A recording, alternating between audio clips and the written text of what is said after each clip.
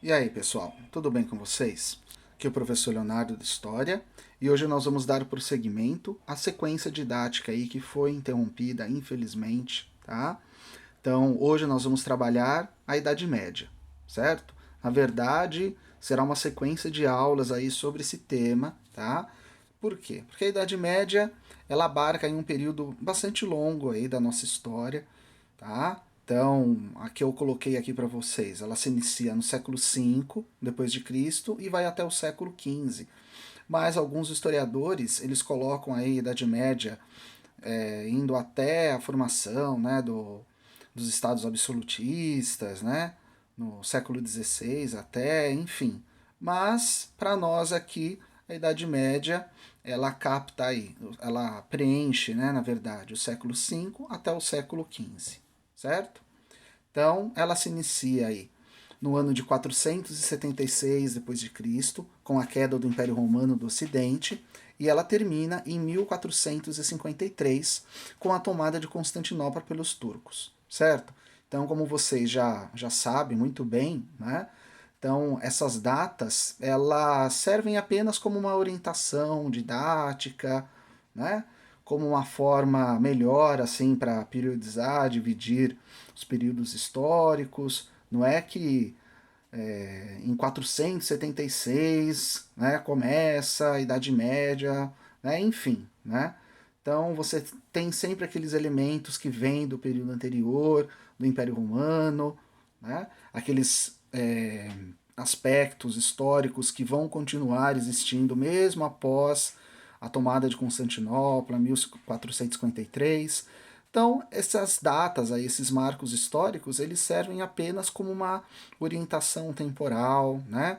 Para dividir melhor o período, o tempo histórico, enfim. Então, como a Idade Média ela abarca aí uns 100 anos, né, de história, ela foi dividida em Alta Idade Média e Baixa Idade Média. Então, da mesma forma aí que a Idade Média como um todo, ela sofre alterações, tanto essa divisão da Alta quanto da Baixa Idade Média, ela pode sofrer algumas alterações também, dependendo do livro didático que vocês estiverem consultando. Então, para nós vamos adotar aí que a Alta Idade Média vai do século V até o século XI e a Baixa Idade Média do século XI até o século XV. Tudo bem?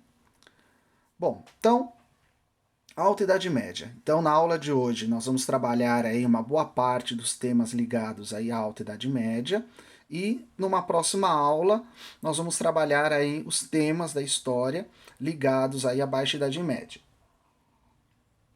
Bom, a primeira coisa que nos chama atenção na Alta Idade Média é a formação dos reinos germânicos.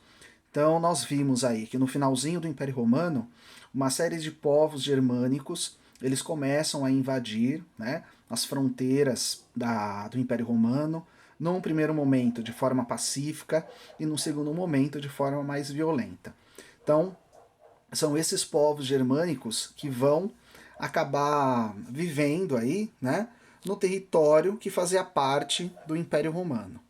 Então, território, esses reinos germânicos, eles vão ser independentes, autônomos entre eles, né? E eles vão ocupar os territórios ocidentais que equivaliam aí ao Império Romano.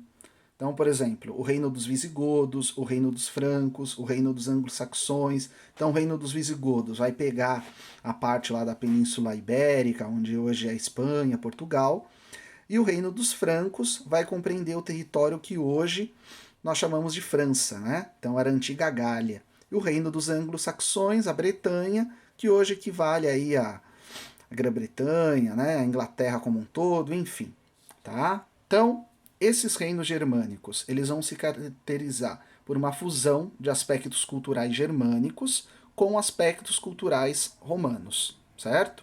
Então, por exemplo, eles vão adotar né, o cristianismo como religião oficial, mas alguns elementos do paganismo vão ficar presentes aí nesses reinos germânicos e vão percorrer toda a Idade Média, enfim. Uma coisa importante aí desses reinos germânicos é que eles vão adotar num primeiro momento o direito consuetudinário, tá? Então, que eram as leis, elas não eram escritas, mas baseadas em costumes. Então, essas leis, elas vão passar de geração em geração, tá? Então, esses reinos germânicos, eles vão trazer, né, para esse novo momento, aspectos aí de quando eles eram povos, né, independentes, lá na região da Germânia. Então, a religião cristã, tá? Então, ela vai ser adotada aí pelos povos germânicos, mas como eu já disse, alguns elementos pagãos vão continuar presentes, né, entre esses povos, e isso vai fazer que uma série de heresias surjam dentro dessa religião cristã. Então, o que é uma heresia? Uma heresia seria o desvio da fé oficial, certo? E a heresia mais comum desse período aí foi o arianismo. Então, assim, os arianos, eles achavam que Cristo não era Deus, tá? Mas apenas um homem, né? Uma espécie de um profeta, enfim. Então essa heresia lá vai ser combatida pela Igreja Católica, tá? Então a religião cristã católica ela vai ser adotada aos poucos aí como uma religião oficial desses povos germânicos. O latim, que era a língua falada no Império Romano, ele vai permanecer como uma dentro da linguagem escrita, tá? Então, por que eu coloquei aqui clero? Porque vai ser os membros da Igreja Católica que vão ter acesso aí ao aprendizado do latim, que vão ter acesso à linguagem escrita, que vão ser aqueles que realmente serão alfabetizados. A população em geral, ela falava, né, essas línguas germânicas e aos poucos algumas palavras do latim vão entrando, né, e formando aí uma língua nova. Só que assim, a maioria desses reinos germânicos, eles vão ter vida curta, tá?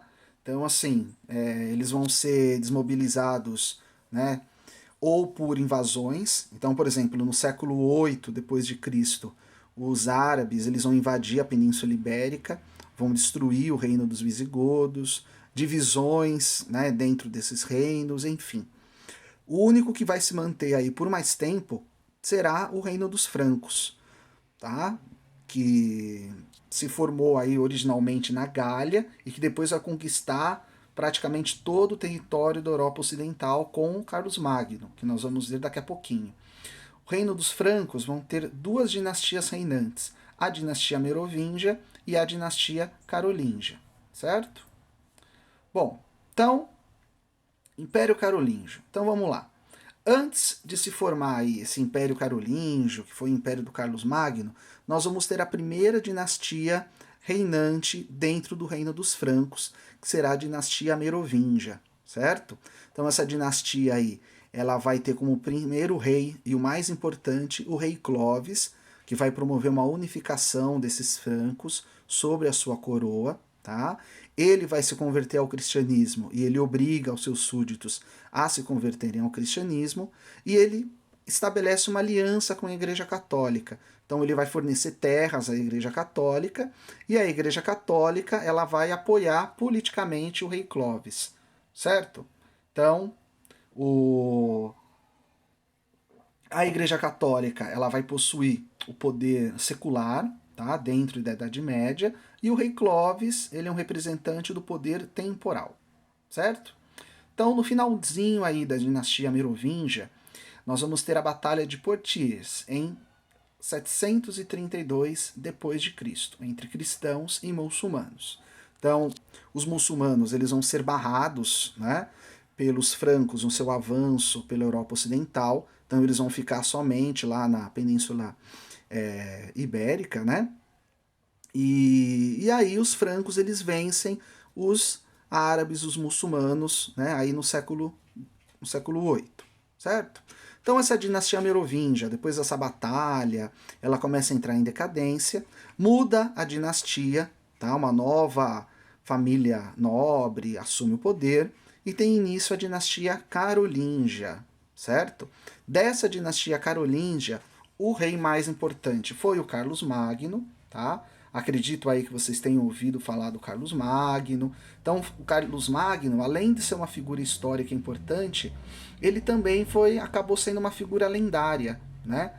Aos moldes aí do Rei Arthur, ou enfim, assim, ele tem histórias, né, lendárias, os seus cavaleiros, os pares da França, tem a presença dentro dessas histórias tem uma espada mágica, que é a Durandal ou Durandal. Lembram lá que o Rei Arthur ele tem a Excalibur, enfim. Então, Carlos Magno, ele vai ficar 46 anos no poder, tá? Então ele vai governar de 768 a 814 esse território, e ele vai conquistar vários territórios. Então esses reinos germânicos que existiam lá, ainda os que tinham sobrevivido, acabaram se integrando aí, se unificando ao território do reino dos francos. E aí o Carlos Magno funda um império, o Império Franco, tá? Esse Império Franco, então, ele vai ter a aprovação da Igreja Católica, e no ano de 800 depois de Cristo, o Carlos Magno ele vai ser coroado imperador aí dos cristãos germânicos pelo Papa Leão III, certo? Uma coisa importante aí quando se fala do Império Carolíngio é em relação à sua administração, tá? Então o território do Império Franco, ele era muito grande, e aí o Carlos Magno, para poder administrar melhor desse território, ele vai dividir o território em várias partes. Então nós vamos ter, por exemplo, os condados, tá? E as marcas. As marcas eram terras que ficavam nas fronteiras do império. Bom, então é assim. Com essa divisão, né, administrativa, o Carlos Magno ele acaba colocando aí uma hierarquização social, né? Ou seja, então todos aqueles ligados, né, à administração de terras, que eram nobres, que eram guerreiros, acabavam recebendo aí benefícios sociais. Então, por exemplo, os títulos de nobreza, os títulos nobiliárquicos, eles têm como origem esse momento. Então, por exemplo, os condes e os marqueses, eles são dessa época. Então, os condes são aqueles que cuidam dos condados e os marqueses são aqueles que cuidam das marcas, tá? Então, para administrar esses territórios, eles acabavam ganhando essas terras do imperador, certo? Então, eles tinham benefícios em torno dessa posse da terra. Então, por exemplo, eles podiam doar a terra para alguém, por exemplo, tá? E aí que vai ser a base aí do sistema feudal que nós vamos trabalhar daqui a pouquinho, certo? E esses condes, esses marqueses, esses nobres, guerreiros, eles tinham que jurar fidelidade ao monarca, tá? Então nós vamos ter, ao mesmo tempo que uma construção cada vez maior do poder aí do Carlos Magno, nós vamos ter também a formação de um poder local, tá?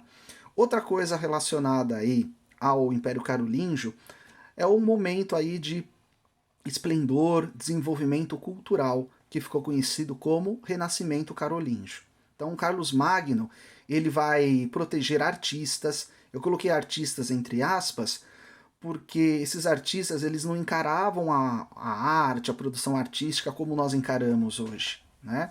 Então, geralmente esses artistas eram ligados aí a temas, né, a produção deles a temas religiosos, tá? Eles não tinham o objetivo de vender as suas obras, enfim, tá? Tinha uma intenção religiosa aí que nós vamos falar depois, quando falar da Igreja Católica, da mentalidade medieval. Ele vai incentivar a abertura de escolas, que também não podem ser vistas como as escolas de hoje, são escolas diferentes, são centros de formação, tá?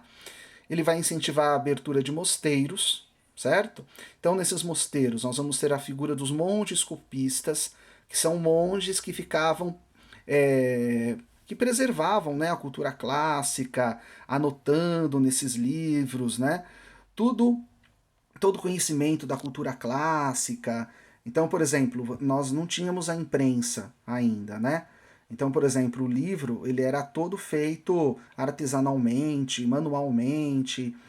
Então, era um artigo caro, um artigo de luxo, e com o passar do tempo, as informações acabavam se apagando nas páginas, e os monges, o que eles faziam? Copiavam, para novos pergaminhos, essas informações aí que estavam sendo apagadas, esquecidas, enfim, tá? Então Carlos Magno, ele foi super importante aí para o desenvolvimento, né, da cultura, da intelectualidade desse período, enfim, tá? Então aí uma imagem do Carlos Magno, todo o seu esplendor aqui, a capa, a coroa, a espada, símbolos aí do poder, né, representando aí que ele era o imperador do, do Império Sagrado, né? Vocês podem ver aqui a cruzinha aqui de católica, enfim. Uma das o tipo de arte, né, mais famoso na época era o ícone, tá? Então nós temos aqui essa imagem que representa um ícone medieval.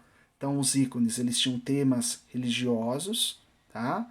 Então nós temos aí Maria e o menino Jesus. Então a ideia não era produzir uma arte figurativa. O que é uma arte figurativa? Próxima aí da realidade. A ideia era transmitir um sentimento religioso, uma atmosfera sagrada, tá? Então aqui outro exemplo de ícone. Vocês estão vendo aí que os anjos eles têm todas as mesmas características figurativas, porque isso era o que menos importava. O mais importante era transmitir esse sentimento aí religioso, sacro, tá? Então esse ícone desse artista aí, o Cimabue, né? Acho que assim fala, não sei. Ele é italiano. Então ele é de 1240 a 1302. Então assim, um período não da alta Idade Média, né, da baixa, mas ele transmite essa ideia aí importante da arte, tá? Já nesse período aí. Então, o Império Carolíngio ele vai chegar ao fim com a morte do Carlos Magno, tá? Em 814 depois de Cristo. O trono ele passa para o seu filho Luís I, tá? Só que quando Luís morre, o Império Carolíngio ele vai ser dividido entre os seus três filhos, Carlos, Luís e Lotário, tá? Então eles não vão se entender, começam a brigar aí para se tornarem quem vai ser o imperador do Império Carolíngio, e eles resolvem dividir o território do Império Carolíngio em três partes, tá? Então essa divisão do Império Carolíngio vai ser firmada aí pelo famoso Tratado de Verdun de 843, certo? Então, aquela unidade política, aquela centralização política que existiu na época do Carlos Magno vai deixar de existir com o Tratado de Verdun aí no século IX, tá? E aí nós vamos ter uma fragmentação política ou regionalização política. Então, o poder político ele passa a ser setorizado, regionalizado, tá? Para complicar essa situação, para impulsionar mais ainda essa fragmentação política, no século IX, tá? A Europa Ocidental ela vai ser alvo de inúmeras invasões externas. Então, os magiares, que vêm lá da região lá do leste europeu, né, começam a chegar na Europa Ocidental, tomar terras, invadindo aldeias. E os normandos, que vêm lá do extremo norte da Europa, que são os famosos vikings, certo? Então, essas invasões externas aí, elas vão causar medo, êxodo rural, então a fuga da cidade para o campo e uma retração comercial. Então, todo aquele mundo do Império Carolíngio, centrado politicamente, com comércio ativo, com uma vida voltada à cidade, vai deixar de existir por causa dessas invasões externas, certo? Bom, para colorir aí, para ilustrar essas invasões dos normandos, eu selecionei aí duas imagens relacionadas à tapeçaria de Bayeux. Essa tapeçaria, ela foi produzida no século XI, tá? Ela está na França ainda, desculpa, ela está na França, no território da França, e ela vai descrever os eventos mais importantes da conquista normanda, da conquista dos vikings na Bretanha, que hoje é a Inglaterra. Então, esse território aí, ele vai ser invadido pelo Guilherme II da Normandia, tá? E na Batalha de Hastings, em 1066, lá, século XI, os normandos, eles conquistam o reino aí dos anglo-saxões, certo? E aí, a partir do momento, eles vão dividir, né, esse território, em alguns momentos de forma mais pacífica, em outros mais violentas. Tem um romance histórico, escrito no século XIX, pelo Walter Scott, que vai ilustrar essa invasão dos normandos lá na Bretanha, que é o romance Ivanhoé, tá? Então é um romance histórico que interpreta aí os acontecimentos históricos desse período, tá? Então aqui uma imagem, né, um trechinho aí da tapeçaria de Bayeux. Então sempre aquele que está sentado é que possui mais poder, né? Que é o nobre mais poderoso, o guerreiro. Então tem a espada na mão também. E aqui uma foto para vocês verem o tamanho dessa tapeçaria de Bayeux, tá? Que fica em exposição aí numa cidade da França, tá? Bom, e aí nós vamos ter o feudalismo, tá? Então o feudalismo, ele vai se estruturar como um sistema de organização política, social, econômica, né? Coloquei 2 vezes política, sistema de organização política, social e econômica, certo? Que vai determinar as relações de poder dentro da Europa Ocidental, tá? Do século IX ao século XI. Então, feudalismo, então, ele vai ser um sistema, né, de organização como é mais ou menos o sistema capitalista hoje, tá? E todo o poder ele vai estar baseado em laços de dependência, né, de vínculos de dependência mútua entre nobres, tá? Então, por exemplo, você vai ter um nobre mais poderoso, que vai ser o sucerano, o nobre mais fraco, que é o vassalo, tá? E a economia girava em torno dessa exploração da massa campesina, tá? Que vão ser os servos. Então nós vamos ter 2 grandes relações aí de poder durante o feudalismo. As relações de vassalagem, tá? Que eram estabelecidas entre o sucerano e o vassalo. Então tanto o sucerano quanto o vassalo são nobres, certo? E a relação de servidão estabelecida entre um nobre e um camponês. Tá? Então, na relação de vassalagem, por exemplo, se o sucerano entrasse em guerra com um nobre, com alguém, o seu vassalo teria que ajudá-lo. Então, por exemplo, às vezes o filho do vassalo vai ser o escudeiro do sucerano, a filha do sucerano se casa com o filho do vassalo ou o próprio vassalo. Então, são laços de dependência que vão ser criados aí, tá? Então, a sociedade feudal, ela é dividida em 3 grupos sociais, 3 ordens, certo? Com pouquíssima mobilidade. Então, por exemplo, um nobre a vida toda ia ser um nobre, um camponês a mesma coisa, tá? Então, são 3 grandes grupos que formam essa sociedade feudal. Nobres, clero, que são os membros da igreja, e os camponeses, certo? Então, essa forte hierarquia social, ela era justificada também pelo discurso eclesiástico, pelo discurso religioso. Então eles diziam que a sociedade ela estava dividida assim, porque uns rezavam, outros combatiam e outros trabalhavam. Quem reza? Clero. Quem combate? Os nobres. E quem trabalha? Os camponeses. Tá? Então a nobreza, ela era detentora das terras, tá?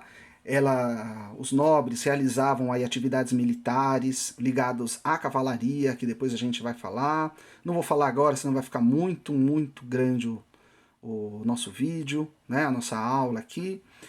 Nos momentos de lazer, eles se dedicavam à caça, tá? Para treinar, né? Para as atividades militares, e se dedicavam a torneios esportivos, como a justa, né? Quando isso aí, a justa, ela é retratada em vários filmes, né, sobre a Idade Média, que você tem o cavaleiro montado no cavalo com a lança, e do outro lado o outro cavaleiro com uma outra lança, e o objetivo é derrubar o outro. Né?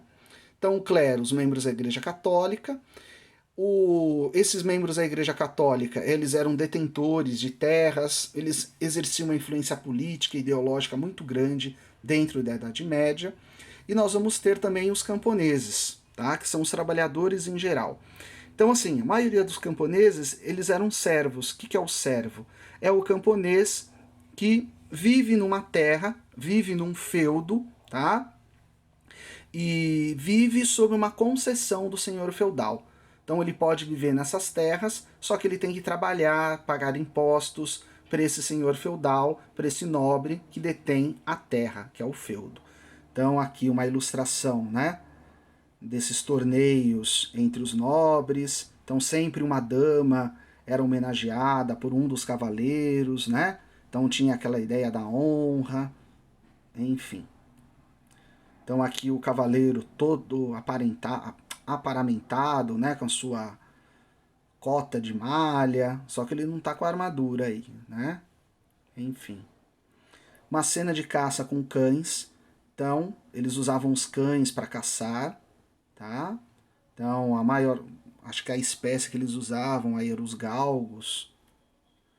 Então, uma outra cena aí de caça na Idade Média, eles caçando a corça.